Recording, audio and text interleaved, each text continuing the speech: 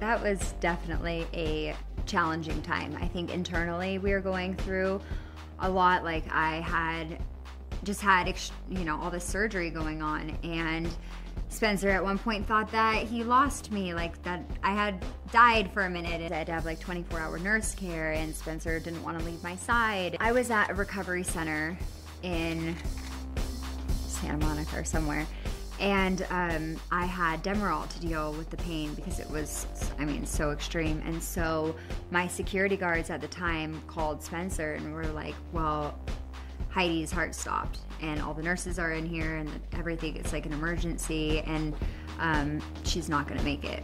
And so he had to like rush down there. They told him, you know, that I was dying and that I wasn't gonna make it.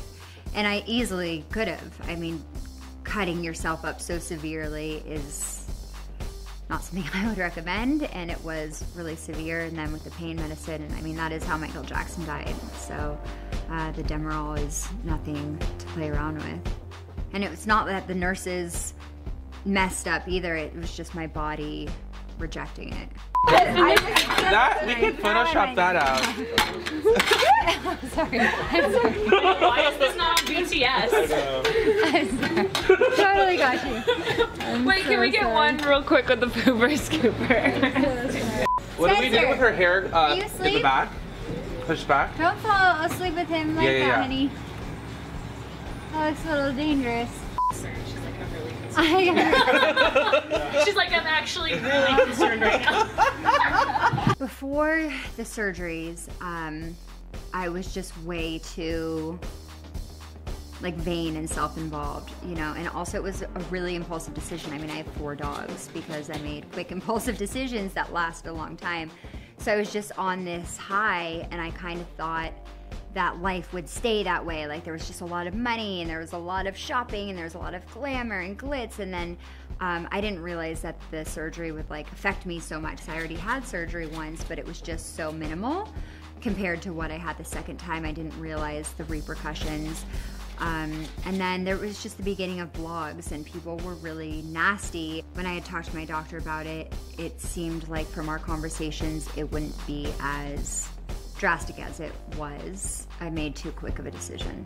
It seemed like minor things, like, okay, some was lip injections, some was a tiny this or a tiny that, so I didn't realize how I would look after even, you know, I didn't realize what I was jumping into. I didn't realize, because he always told me it will take like a year to settle, but I didn't have a year to be out of the public eye at that point. I had contracts and I was busy and I was working. I honestly had no idea what I was in way over my head. And then a cover was just a cover at that point. We did a lot of covers, so I didn't think it would be such a, she ruined her life, 10 procedures in one day, like, it just, I didn't see where it was going. A lot of really positive things came out of that moment. That needed to be like a really big self-realization moment. Like I had to look at myself in the mirror, healing every day and being like, what did I do to myself? Like how did I get here? What is going on? So I basically had to like hit that rock bottom moment in my life to be like, what am I doing? What is important to me? I don't have my family right now. That's the most important thing in the world to me. I have my husband, the other most important thing in the world to me. Like we need to like just be together and forget the fame and success, and we really let that go for a few years, and we're like, let's just refocus on life and let's focus on what does matter, and life's so short, and you know, you're not promised tomorrow. And it just took a big reality check of where we were and who we wanted to be and who I wanted to be, and that was not it. That was a person I literally didn't recognize anymore. And so I got rid of like all my designer clothes, and I got rid of all my shoes, and I had like $1 million wardrobe, and I gave almost all of it away. And I just didn't want to be so materialistic anymore, and I just didn't want to be that person anymore. So it was a big spiritual growth for me and making me reflect on what I care about. It is inconceivable to think that I would risk my life for Vanity.